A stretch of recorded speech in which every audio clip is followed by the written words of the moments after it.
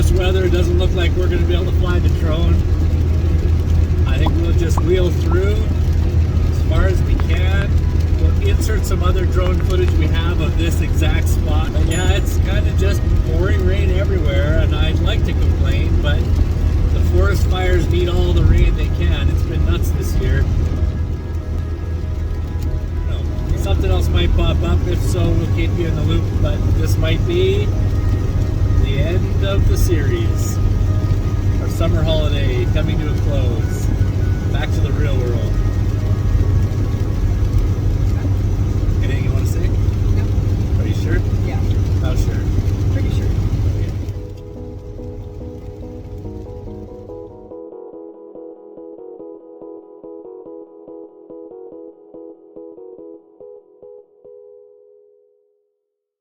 So this is notable.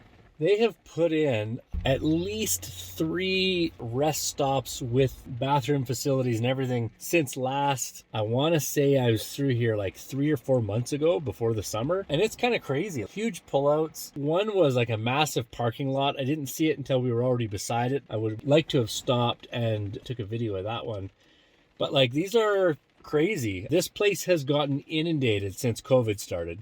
Everyone and their dog and their horse and their elephant have been coming out here to get some of the outdoors, which I'm totally an advocate for, but there was just no facilities, so it would turn into a zoo. So these facilities being added are a huge step forward. Kudos to Alberta Parks for doing this. I know budget's been a thing of contention the last few years, but yeah, this is phenomenal. We'll do huge amounts to make this area more accessible to people with a lot smaller impact, and that's music to my ears. Look at all that snow up high. A lot of people are going to be unhappy about that, but This is Alberta, people. This is Alberta. It's not even the end of August, and we have snow accumulating in the mountaintops.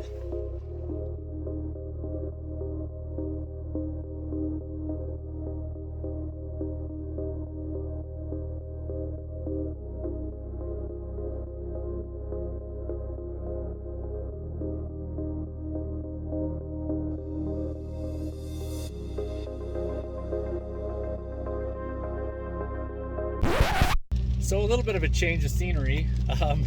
We had something go wrong with the van. I think it's a bad ground. I'm soaking wet. My back is just dripping from standing outside in this pouring rain. Up she goes. It's 4-wheel drive, so he's had to dolly it off. That means they put wheels under the back wheels so that the whole van is off the ground. Luckily, there's this side of the road pullout. We literally were passing a semi truck when all of a sudden power just dropped out. Luckily, we pulled over here, did some troubleshooting. It seems like there's a bad ground somewhere, something's shorting out. The EFI fuse blew. Borrowed from other ones because I didn't have any spares. After testing about 5 fuses, kind of got to the point where I don't think we're going to get this figured out today. That being said, it should be a generally easy fix. This van, it's broken down a few times, but honestly, like, it owes us nothing. We've had it for 120,000 K. A few minor repairs is to be expected, and honestly, between the drive shaft and a bad electrical harness, after it's got 420,000 K on the van itself, you got to expect those kind of things. Either way, adds to the adventure. Should be an easy fix. We have AMA, it's like AAA. The towing is covered. That's cheap insurance for when you need it. We're going to enjoy someone else chauffeuring us home. Yeehaw. So here we are home, and this shop knows our van. Doesn't look like there's any other vehicles waiting in line, so fingers crossed.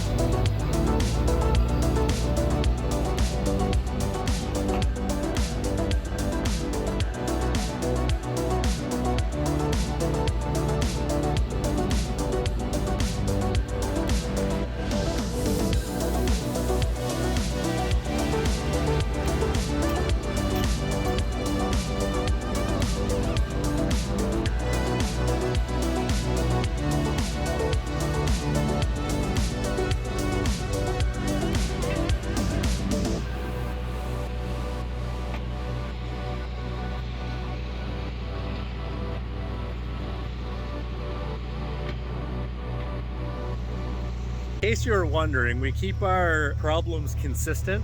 We are picking up our crap from this van in our other van. This was our initial camper. You can kind of see, there's a video for that in our videos. But yeah, we're gonna transfer everything over.